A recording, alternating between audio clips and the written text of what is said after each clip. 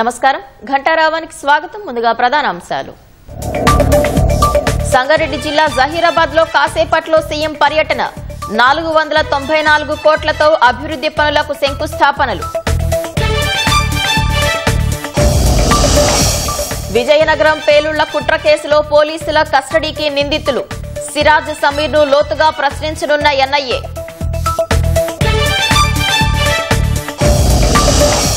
AP Guntakal railway స్టేషన్లో పెచ్చులూడి పడి బాలుడు మృతి. రైల్వే అధికారుల నిర్లక్ష్యమే కారణమని తల్లిదండ్రుల ఆరోపణ. జమ్మూ కశ్మీర్ ఛత్రూలో 2 రోజులుగా ఎదురు కాల్పులు. ఉగ్రవాదుల కాల్పుల్లో జవాను వీరమరణం.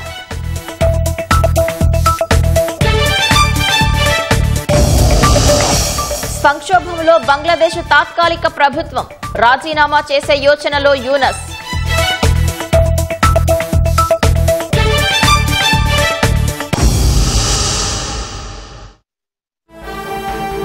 తాజాంశాన్ని చూస్తున్నాం. విజయనగరం పేలుళ్ల కుట్ర కేసులో నిందితులను ఎన్ఐఏ కస్టడీకి తీసుకుంది. మరింత సమాచారం మా ప్రతినిధి ఆదిత్య పవన్ అడిగి తెలుసుకుందాం.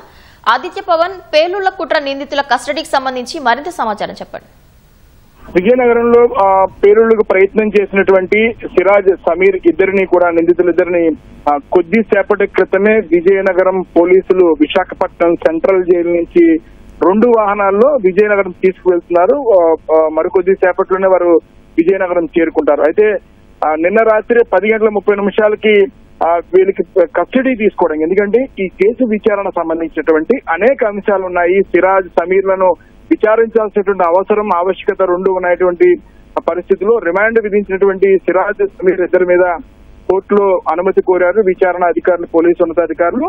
ఆ విచారణ కోరిన పిదప వారికి కస్టడీకి ఇవ్వడం జరిగింది. వారం రోజుల పాటు ఈ కస్టడీకి విజయనగరం ఫస్ట్ క్లాస్ మెజిస్ట్రేట్ ఆదేశాలు ఇచ్చింది. ఆదేశాలకు సంబంధించినటువంటి పత్రాలు నిన్న రాత్రి ఆలస్యంగా రావడం వల్ల ఈ ఉదయమే విజయనగరం నుంచి పోలీసులు విశాఖపట్నం సెంట్రల్ జైలు చేరుకున్నారు. కొద్దిసేపటి క్రితమే వారిని విశాఖపట్నం సెంట్రల్ జైలు నుంచి విజయనగరానికి 2 వాహనాల్లో తరలిస్తున్నారు. అందులోనూ ఉగ్ర దాడికి సంబంధించినటువంటి వ్యక్తులు కాబట్టి భారీ భద్రత మధ్య ఈ వాహనాలు వెళ్తున్న సమయంలో పోలీసు యొక్క పూర్తి స్థాయి నిఘా పెట్టారు. ఇటు విశాఖపట్నం నుంచి విజయనగరంకు సుమారుగా 40 కిలోమీటర్లు ఈ 2 వాహనాలు ప్రయాణం చేయాల్సి ఉంది. ఈ ప్రయాణ మార్గంలో కూడా పోలీసు యొక్క నిఘా మధ్య ఈ 2 వాహనాలు కూడా విజయనగరం చేరుకుంటున్నాయి. ఇప్పటికే విజయనగరం 2 టౌన్ పోలీసులు విచారణ చేయడానికి సిద్ధంగా ఉన్నారు. మరోవైపు ఎన్ఐఏ చెందినటువంటి ఉన్నతాధికారులు కూడా విజయనగరం చేరుకున్నారు. విజయనగరంలో 7 రోజుల కస్టడీలో కూడా వారిని విచారణ కొనసాగుతుంది. ప్రధానంగా వీరు ఎక్కడెక్కడ ఏ రకమైనటువంటి పేలుళ్లకి ప్రయత్నాలు చేశారు, వీరి వెనుక ఎవరున్నారు, ఇంకెవరి యొక్క సహకారం తీసుకున్నారు. ఎందుకంటే కేవలం విజయనగరంతో మాత్రమే కాదు, హైదరాబాద్ చెందినటువంటి కొంతమందితో కూడా వీరు సహవాసం చేయడం, అక్కడ కూడా కొన్ని ప్రయత్నాలు చేసినటువంటి అంశాలు కూడా విచారణలో బయటపడుతున్నాయి. కాబట్టి ఈ ఇద్దరిని కూడా, సమీర్ ఇద్దరిని కూడా, సిరాజ్ ఇద్దరిని కూడా చాలా కస్టడీలో అనేక విషయాలు రాబట్టాల్సి ఉంది, అనేక విషయాలు తెలుసుకోవాల్సి ఉందనేటువంటి ప్రధాన ఉద్దేశం పోలీసు ఉన్నతాధికారులు వ్యక్తపరుస్తున్నారు. ఇప్పటికే ఎన్ఐఏ చెందిన అధికారులు కూడా విజయనగరం చేరుకున్నారు. మరోవైపు జిల్లా పోలీసు యంత్రాంగం కూడా, ఉన్నతాధికారులు కూడా పూర్తి స్థాయిలో వీరిద్దరిని కూడా విచారణ చేసి, ఎందుకంటే ఇది ఉగ్రదాడి సంబంధించినటువంటి అంశం, ఇటు ఇతర దేశాలతో కూడా వీరు చేతులు కలిపి అనేక దుర్మార్గాలు పాల్పడడానికి ప్రయత్నాలు చేశారన్న విషయాలు కూడా బయటపడుతున్నాయి.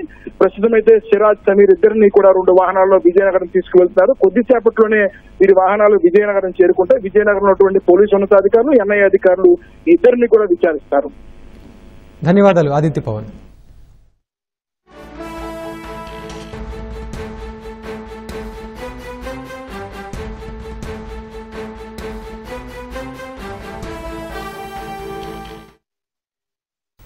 ధన్యవాదాలు ఆదిత్య పవన్. సీఎం రేవంత్ రెడ్డి ఇవాళ సంగారెడ్డి జిల్లా జహీరాబాద్ లో పర్యటించనున్నారు. పలు అభివృద్ధి పనులకు శ్రీకారం చుట్టనున్నారు. మరింత సమాచారం మా ప్రతినిధి రామకృష్ణ ప్రత్యక్ష ప్రసారం ద్వారా అందిస్తారు. పవిత్ర సంగారెడ్డి జిల్లాలో ముఖ్యమంత్రి రేవంత్ రెడ్డి పర్యటించనున్నారు. ఈ పర్యటన నేపథ్యంలో జిల్లా అభివృద్ధి పథంలో ముందుకు జరగాలన్న ఆకాంక్షతో మంత్రి దామోదర్ నరసింహ దాదాపు వారం రోజుల నుంచి కూడా పూర్తి స్థాయిలో సమీక్షలు, సమావేశాలు అధికారులతో నిర్వహించారు.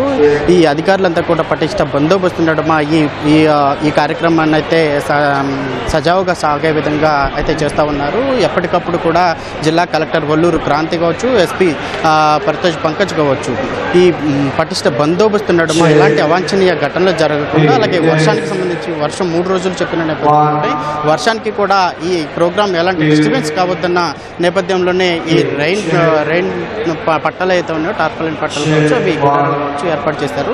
ఈ ఏర్పాటు చేసిన క్రమంలోనే దాదాపు 1100 మంది పోలీసు బందోబస్తుల నడుమ అయితే ఈ కార్యక్రమం నిర్వహిస్తున్నారు. మొత్తంగా 490 కోట్ల రూపాయలతో ఈ శంకుస్థాపనలు కావచ్చు, జహీరాబాద్ పరిధిలోని శంకుస్థాపనలు, అలాగే ప్రారంభోత్సవాలు, భూమి పూజలు చేయనున్నారు.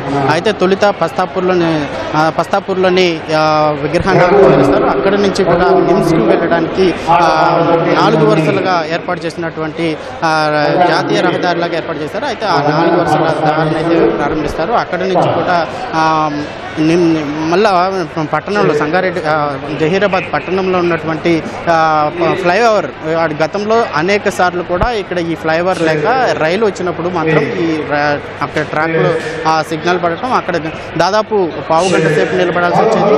అయితే ఆ పరిసర ప్రాంతం మొత్తం కూడా భారీగా ట్రాఫిక్ అంతరాయం కలిగేది. ఈ నేపథ్యంలోనే దాదాపు 2-3 సంవత్సరాల క్రితం కూడా ఈ ఫ్లైఓవర్ని అయితే ఏర్పాటు చేశారు. కానీ పూర్తి స్థాయిలో అందుబాటులోకి రాలేదు. కాంగ్రెస్ ప్రభుత్వం అధికారంలోకి వచ్చిన తర్వాత మాత్రం దీన్ని పూర్తిగా అందుబాటులోకి తీసుకొచ్చారు. అయితే ఈరోజు సీఎం రేవంత్ రెడ్డి వంతెనను కూడా ప్రారంభిస్తున్నారు. అయితే ఈ ట్రాఫిక్ అంతరాయం కూడా ఇటు సరిహద్దు ప్రాంతాలు కావచ్చు, సంగారెడ్డి కావచ్చు, అలాగే హైదరాబాద్ ఇక్కడి నుంచి వచ్చే మార్గంలో కొంత ఇబ్బందికరంగా ఉండే ఈ వాతావరణం అంతా కూడా సజావుగా జరిగే అవకాశం కనపడుతుంది.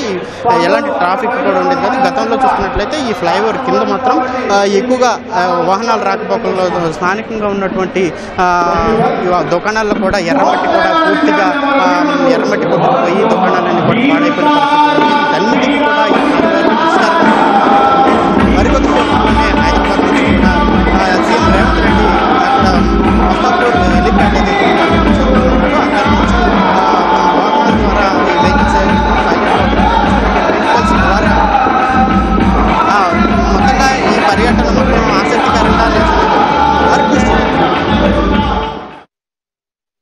జమ్మూ కశ్మీర్లో 2 రోజులుగా జరుగుతున్న ఎదురుకాల్పుల్లో ఓ జవాన్ అమరుడయ్యారు. కిస్టావర్ జిల్లా ఛత్రూలోని సింగ్పోరా ప్రాంతంలో నిన్నటి నుంచి భద్రతా దళాలు ముష్కరుల మధ్య కాల్పులు జరుగుతున్నట్లు అధికారులు తెలిపారు. ఆ ప్రాంతంలో 4 ఉగ్రవాదులు నక్కినట్లు అనుమానిస్తున్నారు. నిఘా వర్గాల సమాచారం మేరకు సింగ్పోరా ప్రాంతంలో నిర్బంధ తనిఖీలు చేపట్టగా ఉగ్రవాదులు కాల్పులకు తెగబడినట్లు చెప్పారు. వెంటనే అప్రమత్తమైన సైనిక బలగాలు ఎదురు కాల్పులు ప్రారంభించినట్లు తెలిపారు. ఈ క్రమంలో సిపాయి సందీప్ పాండురంగా మృతి చెందినట్లు చెప్పారు. అమర జవాన్ మృతికి నివాళిగా గన్ సెల్యూట్ సమర్పించినట్లు అధికారులు తెలిపారు.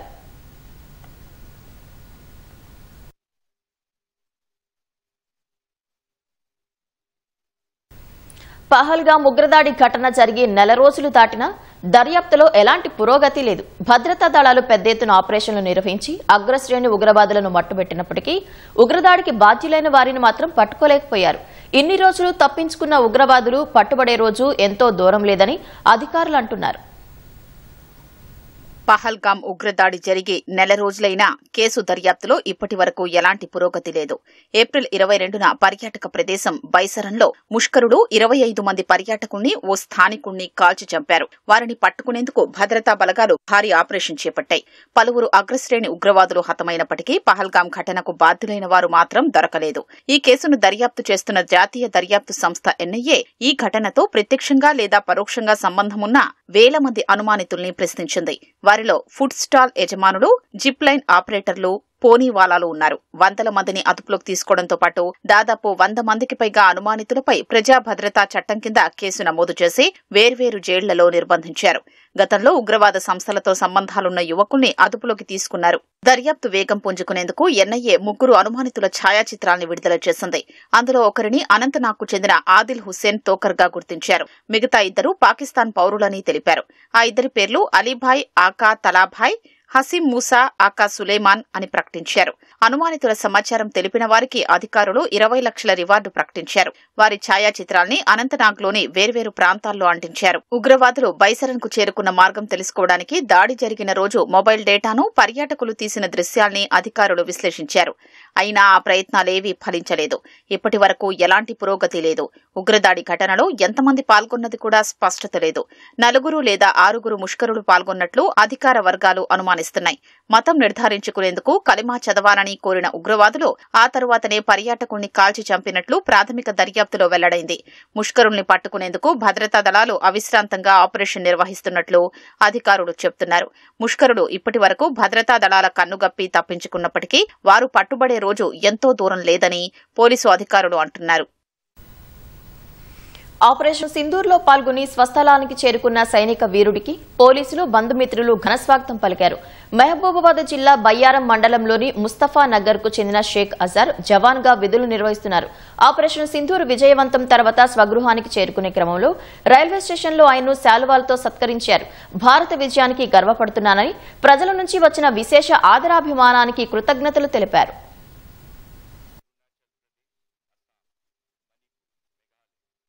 భాగంలో లాస్ట్ జరిగిన ఆపరేషన్లో అందులో నేను ముఖ్య పాత్ర వహించాను. ఒక భారతీయుడిగా నేను ఇందులో పార్టిసిపేట్ చేయడం నాకు చాలా గర్వంగా ఉంది. ఇది నాకు మా బాబాయ్ ఎల్లకాలం ప్రతి విషయంలో నాకు ఎప్పుడు ఏ విధంగా ఏ ఆపద ఇచ్చినా నాకు అన్ని విషయాల్లో సపోర్ట్ చేశారు. నాకు ఈ కార్యక్రమాన్ని అందరూ సపోర్ట్ చేయడం నాకు చాలా సంతోషంగా ఉంది. ఒక భారతీయుడిగా ఇందులో ఈ కార్యక్రమంలో పాల్గొనడంలో చాలా సంతోషంగా, ఇంకా ముందు జరిగే విషయాలు అన్నింటిలో ఇదే ప్రోత్సాహంతో నేను భారతదేశం కోసం సేవ చేస్తానని కోరుకుంటున్నాను. జై జవాన్, జై కిసాన్. బంగ్లాదేశ్ తాత్కాలిక ప్రభుత్వంలో సంక్షోభం నెలకొన్నట్లు తెలుస్తోంది. బంగ్లాదేశ్ తాత్కాలిక పాలకుడు మహమ్మద్ యూనస్ రాజీనామాకు సిద్దమైనట్లు సమాచారం. రాజకీయ పార్టీల మధ్య ఏకాభిప్రాయం కొరబడిన కారణంగా పనిచేయలేకపోతున్నాననే భావనకు వచ్చిన ఆయన రాజీనామా చేయాలనే నిర్ణయానికి వచ్చినట్లు తెలుస్తోంది. ఈ మేరకు నేషనల్ సిటిజన్ పార్టీ ఆఫ్ చీఫ్ నిహిద్ ఇస్లాం పేర్కొన్నట్లు బీబీసీ బంగ్లా ఓ కథనం ప్రచురించింది. యూనస్ రాజీనామా వార్తలు తెలియటంతో ఆయనను కలిసినట్లు ఇస్లాం తెలిపారు. పనిచేయలేని పరిస్థితులు ఉన్నందున రాజీనామా చేయాలనే ఆలోచనలో ఉన్నట్లు యూనస్ చెప్పారని ఆయన పేర్కొన్నారు. బంగ్లా భద్రత, భవిష్యత్తును దృష్టిలో ఉంచుకుని రాజీనామా చేయొద్దని యూనస్ ను కోరినట్లు ఇస్లాం చెప్పారని బీబీసీ బంగ్లా పేర్కొంది. ప్రతిష్టాత్మక హార్వర్డ్ విశ్వవిద్యాలయానికి నిధుల్లో కోత వేసిన ట్రంప్ ప్రభుత్వం తాజాగా మరో ప్రతికూల నిర్ణయం తీసుకుంది. యూనివర్సిటీలో విదేశీ విద్యార్థులను చేర్చుకోవడానికి ఉన్న అనుమతిని రద్దు చేసింది. ఈ మేరకు వర్సిటీకి అమెరికా అంతర్గత భద్రతా విభాగం DHS లేఖ రాసింది. ఈ నిర్ణయం తక్షణం అమల్లోకి వస్తుందని లేఖలో పేర్కొంది. ఇప్పటికే వర్సిటీలో చదువుతున్న విద్యార్థులు ఇతర యూనివర్సిటీల్లో చేరాలని, లేకపోతే నాన్ ఇమిగ్రెంట్ హోదాను కోల్పోతారని తెలిపింది. F1J వీసాల ద్వారా అమెరికాకు వచ్చిన విదేశీ విద్యార్థులకు ఇది వర్తిస్తుందని వివరించింది. ట్రంప్ తాజా చర్య అనేక మంది భారతీయ విద్యార్థులపై ప్రతికూల ప్రభావం చూపనుంది. ఇజ్రాయెల్తో పాటు ఇతర దేశాలకు చెందిన విద్యార్థులపై దాడి చేసిన పాలస్తీనా అనుకూలవాదుల సమాచారాన్ని అందించాలని పదే విజ్ఞప్తి చేసిన వర్సిటీ యంత్రాంగం స్పందించలేదని DHS పేర్కొంది. అందుకే విదేశీ విద్యార్థులను చేర్చుకోవడానికి ఉన్న అనుమతిని రద్దు చేశామని తెలిపింది. చైనా కమ్యూనిస్టు పార్టీతో సంబంధాలు నేర్పడం కూడా ఒక కారణమని వెల్లడించింది. యూనివర్సిటీలో ఉన్న ఆందోళనకారుల్లో ఎక్కువ మంది విదేశీ విద్యార్థులేనని వివరించింది.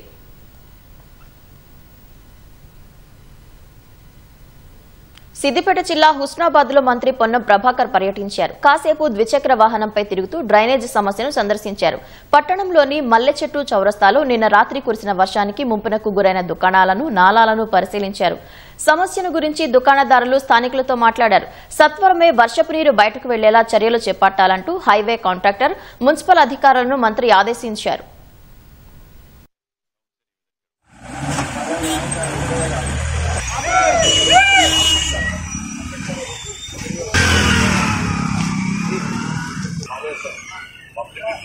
కానీ ఊర్లో గోడాలకి తోగుతుంది అదే దీన్ని ప్రూవ్ చేయండి. కొంచెం నీరు వేసి కాదంటే కొంచెం తక్కువ వేసి రెండు చేస్తే అది ఓడడానికి కరెంట్ బంద్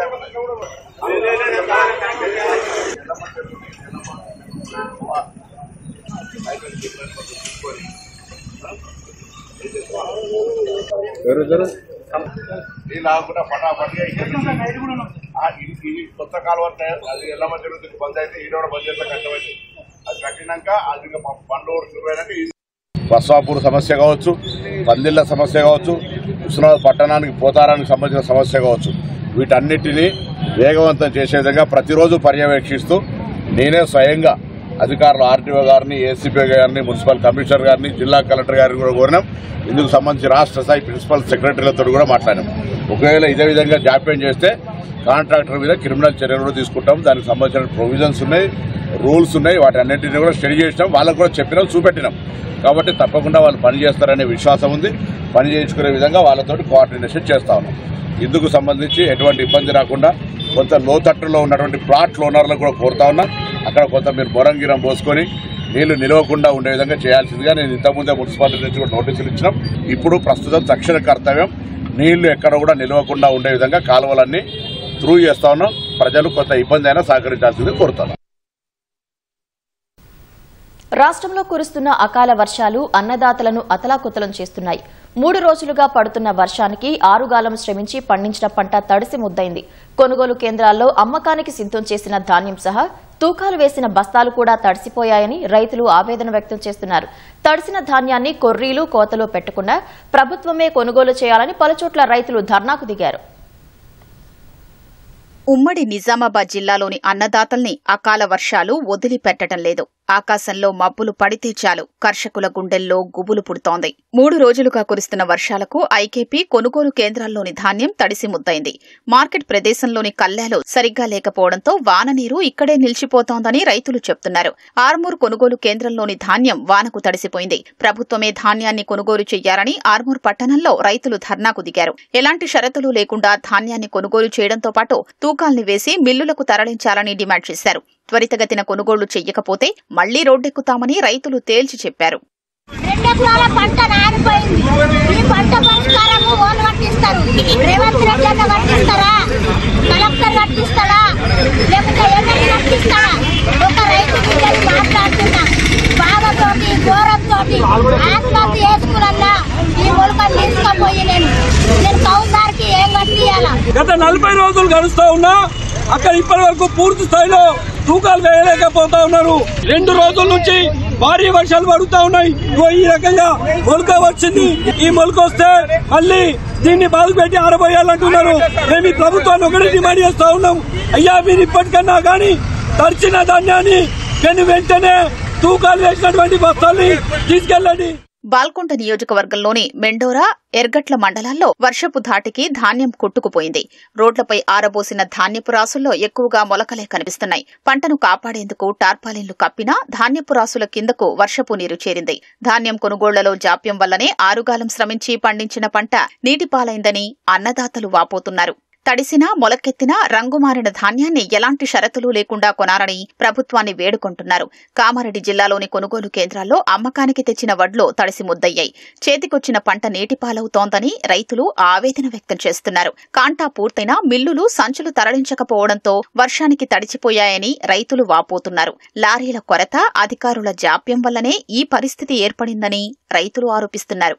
అడ్లు కోసి ఇప్పుడు 15 రోజులు అవుతుంది. 4 ఎదురుసంది సంచులు లేవని ఇప్పుడు సంచులు రాగానే వర్షం పడ్డది, లేపుతలేరు, నష్టం పోతున్నాం. ఇప్పుడు ఇన్నొద్దులు కష్టపడి ఇప్పుడు అస్సలు నోటికి వచ్చే టైంలే ఖరాబ్ చేస్తుంది. ఒక నెల అయితే రోడ్డు మీద పోస్తుంది సన్నపడ్లు, కానీ ఎవరు పట్టించుకోవడం లేవు. ఎవరు తీసుకొని వస్తుంది, రేపు వస్తుంది లారీ, ఇవాళ వస్తుంది, రేపు వస్తుంది కూడా ఇప్పుడు 4 రోజులు అయితే రోడ్డు మీద పోసి మేకలు వచ్చినాయి. లారీ కుట్టేసినట్టు కూడా తీసుకోపోతలేరు. ఆదిలాబాద్ జిల్లా తాంసీ వ్యవసాయ ఉప మార్కెట్ యార్డులో జొన్న కొనుగోళ్లలో జాప్యం రైతులకు శాపంగా మారింది. 2 రోజుల నుంచి వర్షాలు కురుస్తున్నాయి. మరోవైపు మార్కెట్ యార్డులో ఎలాంటి సౌకర్యాలు లేకపోవడంతో రైతులు జొన్నల్ని రోడ్డుపై కుప్పలుగా పోశారు. ఏ ఒక్క అధికారి అందుబాటులో లేకపోవడంతో ఆందోళన చెందుతున్నారు. అధికారుల నిర్లక్ష్యంతో తాము తెచ్చిన జొన్నలు వర్షంలో తడుస్తున్నాయని వాపోయారు. వెంటనే కొనుగోళ్లు ప్రారంభించాలని రైతులు కోరారు.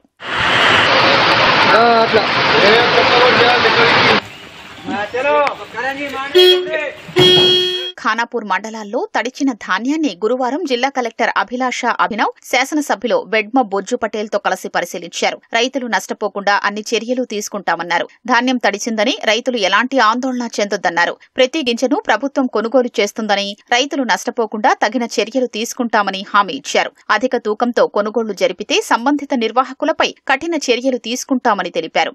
వర్షాలతో ధాన్యం తడవడం బాధాకరమని ఎమ్మెల్యే అన్నారు. కొనుగోళ్లను వేగవంతం చేయాలని అధికారుల్ని ఆదేశించారు. ఇప్పుడు మీ లేట్ హార్వెస్టింగ్ కారణంతో ఈ రోజు వర్షం ఉన్న ఎఫెక్ట్ మీ దగ్గర ఎక్కువ ఉంది, కానీ ఎఫెక్ట్ ఉన్నా కూడా మనం పర్చేస్ చేయడానికి సిద్ధంగా ఉన్నాను. కటింగ్ గురించి కొంతమంది మాట్లాడారు. కటింగ్ ది ఆల్రెడీ నేను 22 రైస్ మిల్లర్స్ మీద ఎఫ్ఐఆర్ బుక్ చేశాను. నాకు ఎంత కాన్ఫిడెన్స్ ఎందుకు ఉన్నాయి అంటే అందరు ముందు చెప్తున్నాను, ఎవరైనా ఇంకా కటింగ్ చేస్తేనే మీరు నాకు నేమ్స్ తో పాటు ఇవ్వండి. నేను ఎంక్వైరీ పెట్టి ప్రత్యేకంగా వాళ్ళ మీద కూడా యాక్షన్ తీసుకుంటాం. నేను డిఫాల్ట్ మిల్లర్స్ కి అస్సలే ఇవ్వలే ఈసారి, నెక్స్ట్ సారి కూడా ఇవ్వము. అండ్ మీ ద్వారా మిల్లర్స్కి కూడా చెప్తున్నాను, ఒక ప్లేస్లో కూడా నాకు ఇది కంప్లైంట్ ఇంకా వచ్చిన అనుకోండి, వాళ్ళది మిల్లర్స్ లైసెన్స్ క్యాన్సిల్ అవుతుంది. మీ ముందు చెప్తున్నాను. వరంగల్లో భారీ వర్షం కురిసింది. హనుమకొండతో పాటు కాజీపేట ప్రాంతాలలో కురిసిన వర్షానికి రహదారులన్నీ చెరువుల్ని తలపించాయి.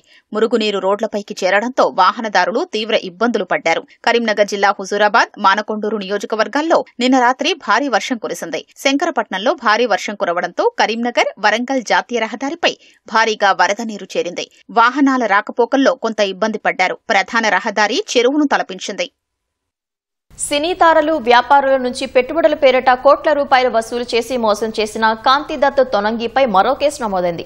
తాజాగా సోమాజిగూడకు చెందిన కాముని అక్షయ్ అనే వ్యాపారి వద్ద కాఫీ షాప్లో 10% భాగస్వామ్యం అని చెప్పి 35,50,000 రూపాయలు పొందాడు. నవోమి పాటిస్సరీ పేరుతో నగరంలోని బంజారాహిల్స్, ఖాజాగూడ, జూబ్లీహిల్స్ లో కాఫీ షాప్లో ప్రారంభిస్తున్నట్లు తెలిపి 6 నెలలు షాప్ నడిపి ఆ తర్వాత ఉడాయించాడు. మోసాన్ని గ్రహించిన బాధితుడు పోలీసులకు ఫిర్యాదు చేశాడు. గతంలోనూ తృతీయ జ్యువెలర్స్ పేరుతో 2.5 కోట్లు, మరో మహిళ వద్ద 4.5 కోట్లు మోసం చేసిన కేసులో పోలీసులు నిందితుడిని అరెస్ట్ చేశారు. అంతేకాకుండా హీరోయిన్ కీర్తి సురేష్, కాజల్ అగర్వాల్ తో పాటు పలువురిని పెట్టుబడి పేరుతో మోసం చేసినట్లు ఇతనిపై ఆరోపణలున్నాయి. అనంతపురం జిల్లా గుంతకల్లు రైల్వే స్టేషన్లో విషాదం నెలకొంది. పెచ్చులూడిపడి బాలుడు దుర్మరణం చెందాడు. కర్నూలుకు చెందిన వెంకటేశ్వర్లు, శ్రీవాణి దంపతులకు బాబు, పాప ఉన్నారు. సెలవులు కావడంతో తీర్థయాత్రలకు వెళ్లాలని నిర్ణయించుకున్నారు. రామేశ్వరం వెళ్లేందుకు రైలు ఎక్కడానికి గుంతకల్లు రైల్వే స్టేషన్ కు వచ్చారు. అర్ధరాత్రి 12 గంటల సమయంలో వెయిటింగ్ హాల్ వద్ద నిద్రిస్తుండగా ఒక్కసారిగా పెచ్చులు ఊడిపడ్డాయి. 10 ఏళ్ల మణికంఠ తలపై పెచ్చులు పడటంతో తీవ్ర గాయాలయ్యాయి. బాలుడిని హుటాహుటిన గుంతకల్లు ఆసుపత్రికి తరలించగా మెరుగైన వైద్యం కోసం అనంతపురం ప్రభుత్వ ఆసుపత్రికి తీసుకెళ్లారు. అక్కడి నుంచి ఓ ప్రైవేట్ ఆసుపత్రికి తరలించగా అప్పటికే బాలుడు మృతి చెందాడు. మణికంఠ మృతదేహాన్ని అనంతపురం ప్రభుత్వ ఆసుపత్రి మార్చిలో ఉంచారు.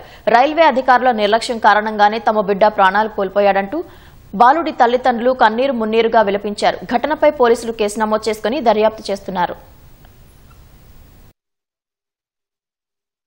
రైల్వే స్టేషన్లో స్టే చేస్తుండగా వాల్ యాక్సిడెంటల్లీ అబ్బాయి బ్రెయిన్ పైన పడిపోయింది, తలపైన. దానివల్ల ఏమైపోయిందంటే ఒకసారిగా బోన్ ఫ్రాక్చర్ అయిపోయి బోన్ చిప్ బయటకు వచ్చేసింది. అక్కడ నుంచి రైల్వే హాస్పిటల్ తీసుకొచ్చారు, మాకైతే ఇన్ఫర్మేషన్ లేదు. మా దగ్గరకు వచ్చినప్పటికీ పేషెంట్ ఆల్మోస్ట్ గ్యాస్ట్రిక్ స్టేజ్లో ఉన్నాడు, అంటే బ్రీతింగ్ కూడా అందనంత స్టేజ్లో ఉన్నాడు. ఆక్సిజన్ శాతం 15 లీటర్స్ పెట్టినప్పటికి కూడా రికార్డ్ అయింది మా దగ్గర 16. తర్వాత పల్స్ రేటు కూడా 40 నుంచి 50 వరకు మధ్యలో రికార్డ్ అవుతాం. పల్స్ అసలు చూస్తుంటే ఏం కనిపించట్లేదు. టార్చ్ లైట్ అంటే పీపుల్ కూడా రియాక్షన్స్ ఏమీ లేదు. ఆల్మోస్ట్ ఇంకా డెత్ స్టేజ్ అనమాట.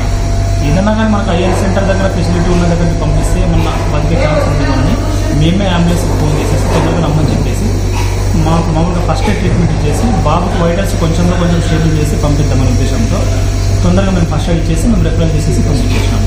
మార్గ మధ్యంలో కూడా ఏమైనా కావచ్చని పేషెంట్ వాళ్ళకి చెప్పేసినాము. ఇక్కడ ఉంటూ కూడా మనకి ఏం ఫెసిలిటీ లేదు కదా, పెట్టుకొని కూడా వేస్ట్ కదా అని మనము ఐఎల్ సెంటర్కి అటెండెన్స్ పర్పస్ తీసుకుంటే వాళ్ళ పేషెంట్ బిల్లింగ్తోనే పేరెంట్స్ బిల్లింగ్తోనే